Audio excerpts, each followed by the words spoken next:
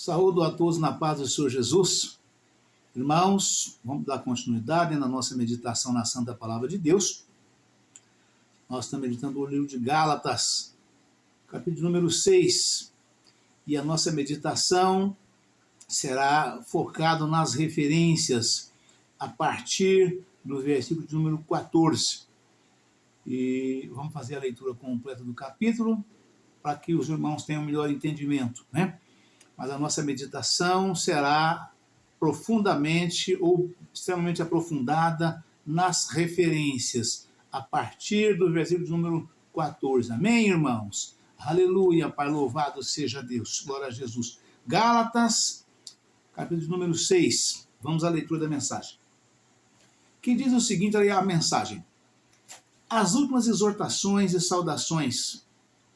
Irmãos, se algum homem chegar a ser surpreendido em alguma ofensa, vós que sois espirituais, encaminhai o tal com espírito de mansidão, olhando por ti mesmo, para que não sejas também tentado. Aleluia, Pai, louvado seja Deus. Glória a Jesus. Levai as cargas um dos outros, assim cumprireis a lei de Cristo.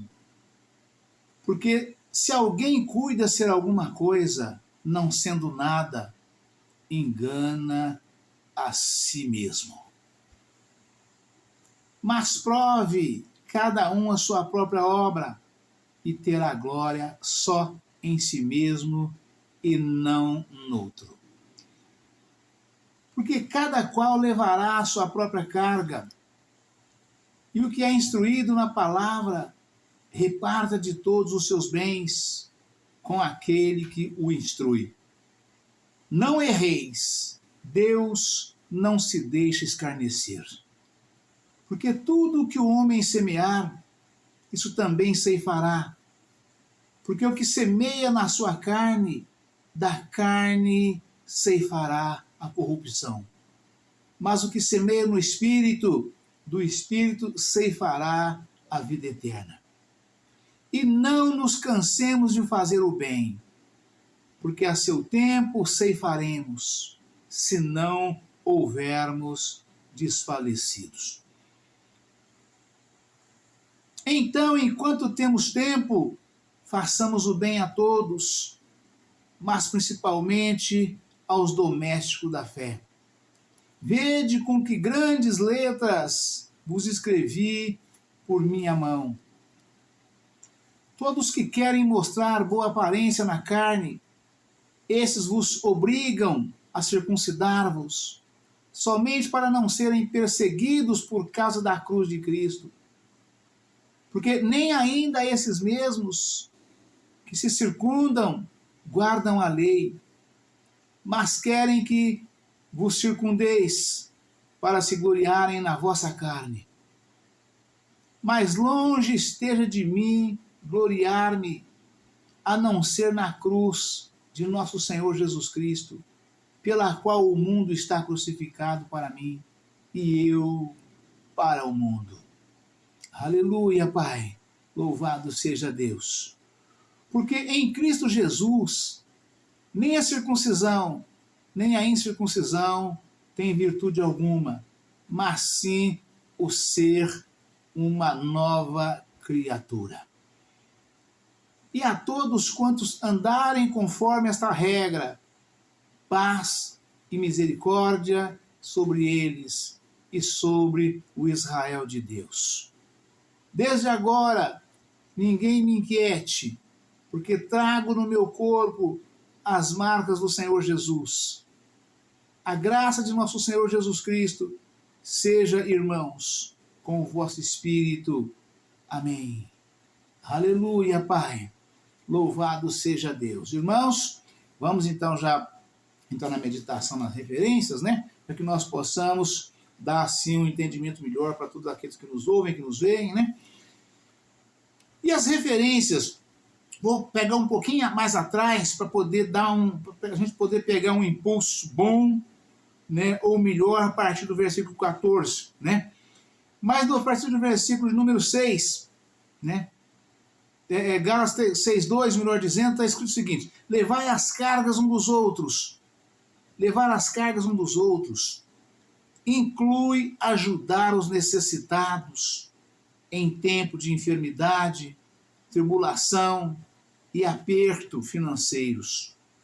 É possível que Paulo tivesse em mente o sustento de missionários e mestres. Ver Gálatas 6, nota. Confira, verso 6, nota. Confira em Romanos, capítulo 15, versículo 1. 1 Coríntios, capítulo 9, versículo 14. Carregar o fardo de outra pessoa é um trabalho de ordem divina. Salmos 55, versículo 22.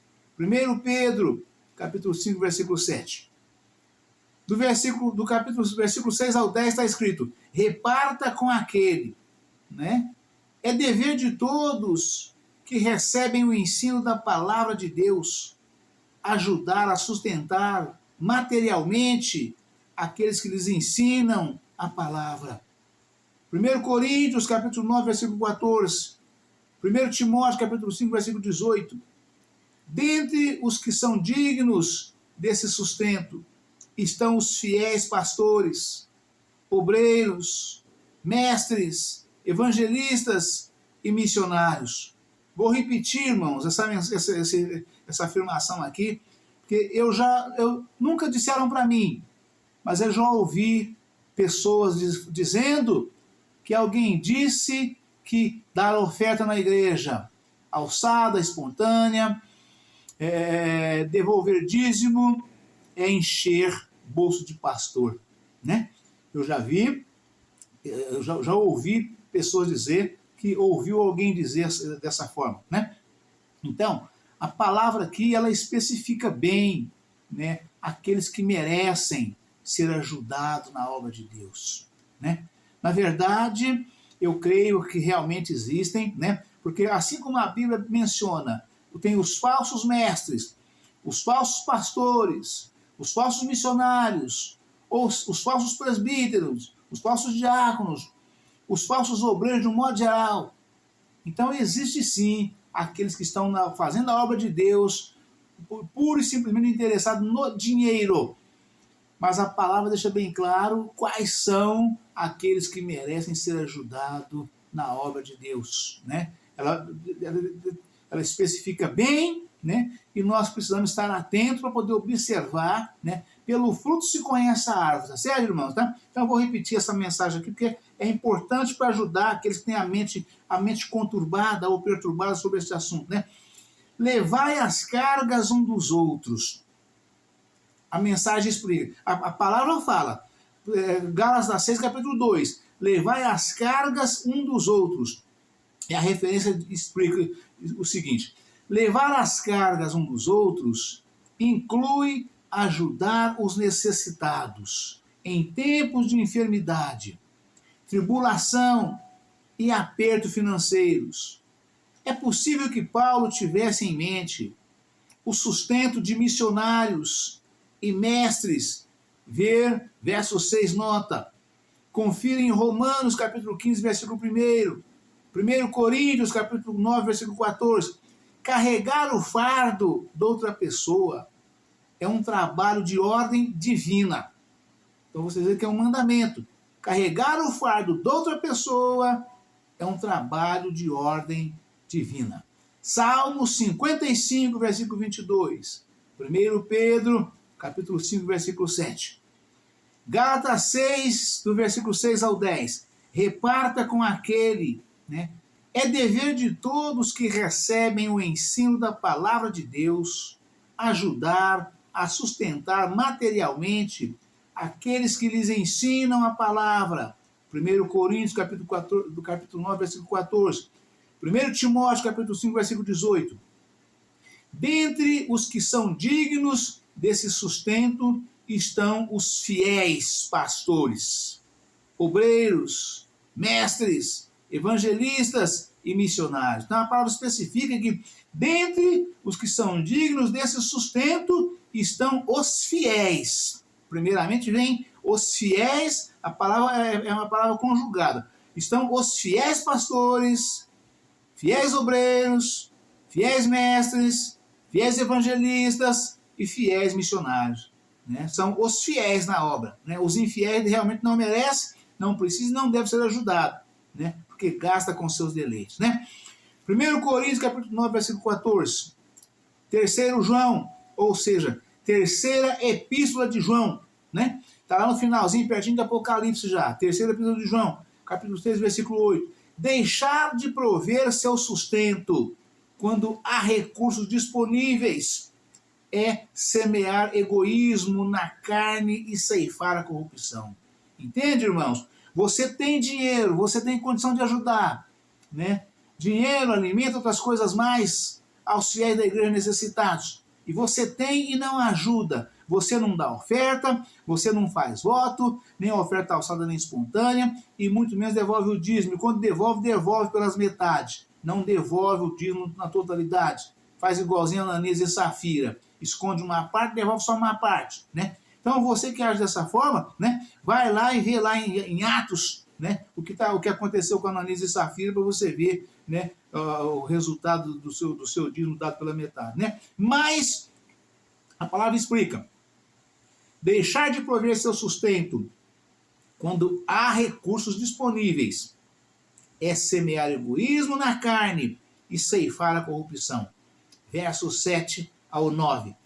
Dar àqueles que ministram a palavra faz parte do cumprimento desta ordem. Fazei bem aos domésticos da fé. Verso 10. Porque a seu tempo ceifaremos. Verso 9. Tanto o galardão, Mateus capítulo 10, versículo 41, 42, Mateus 10, 41, 42. Capítulo 10, versículo 41, 42. Como a vida eterna, verso 8. Deus não se deixa escarnecer. Aqueles que afirmam ser necessitados, ou melhor dizendo, aqueles que afirmam ser nascidos de novo e seguidores de Cristo e que têm o Espírito Santo, verso 6, Gálatas 6, versículo 3. Mas ao mesmo tempo, deliberadamente semeiam na carne, isto é, satisfazendo os seus desejos pecaminosos. Gálatas 5, versículo 19 ao 21. São culpados de zombar de Deus e de desprezá-lo. Que ninguém se engane. Tais pessoas não ceifarão a vida eterna, mas a corrupção. Verso 8. E a morte eterna. Romanos capítulo 6, versículo 20 ao 23. Aleluia, Pai, louvado seja Deus. Aleluia, Pai. Gálatas capítulo 6, versículo 14. O mundo está crucificado para mim. Né? A cruz de Cristo, que representa a morte horrível que o Senhor salva, vou repetir. O mundo está crucificado para mim. A cruz de Cristo, que representa a morte horrível que o Salvador sofreu em prol da nossa salvação eterna. Passa agora a ser a barreira mediante a qual o mundo está isolado de nós e nós do mundo. É lindo demais, né, irmãos? Coisa tremenda, né? Vamos repetir para os irmãos poderem enfatizar bem, né? O mundo está crucificado para mim. A cruz de Cristo, que representa a morte horrível que o Salvador sofreu em prol da nossa salvação eterna. Passa agora a ser a barreira mediante a qual o mundo está isolado de nós e nós do mundo. O mundo significa tudo quanto se opõe a Deus, ao seu reino e à sua justiça. Vou repetir. O mundo significa tudo quanto se opõe a Deus, ao seu reino e à sua justiça. Confira em Gálatas 4, versículo 3. 1 Coríntios, capítulo 2, versículo 12. 1 Coríntios, capítulo 3, versículo 19. 1 João, capítulo 2, versículos 15 ao 17. Primeiro, os que fazem da cruz de Cristo a sua vida, a sua glória e o seu triunfo, já não estimam nem amam o mundo com todos os padrões, valores, opiniões, honrarias e modos de vida por ele aceitos. Vou repetir. Os que fazem da cruz de Cristo a sua vida, a sua glória e o seu triunfo, já não estimam nem amam o mundo com todos os padrões, valores, opiniões, honrarias e modos de vida por ele aceitos. Segundo, sermos crucificados com Cristo. Gálatas 2, versículo 20. Inclui sermos crucificados para o mundo. Não há maneira de compartilharmos da salvação e da glória da cruz, senão virar as costas a todos os prazeres mundanos, pois estes desviam nosso coração de Cristo e da sua presença conosco. Vou repetir. Sermos crucificados com Cristo. Gálatas 2, versículo 20. Inclui sermos crucificados para o mundo. Não há maneira de compartilharmos da salvação e da glória da cruz, senão virar as costas a todos os prazeres mundanos, pois estes desviam o nosso coração de Cristo e da sua presença conosco. Aleluia, Pai. Louvado seja Deus. Gálatas capítulo 6, versículo 16. Para fechar, incluindo já o 17 e o 18. Está numa mensagem só, aqui numa referência só do versículo 16. Gálatas capítulo 6, versículo 16, 17 e 18. Israel de Deus.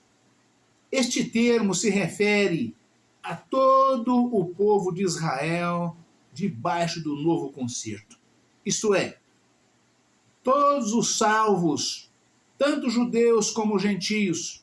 Isso quer dizer que todos que pela cruz de nosso Senhor Jesus Cristo estão crucificados para o mundo, verso 14, e se tornam nova criatura, verso 15, constituem-se no verdadeiro Israel de Deus. Confira em Romanos, capítulo 28, versículo 29.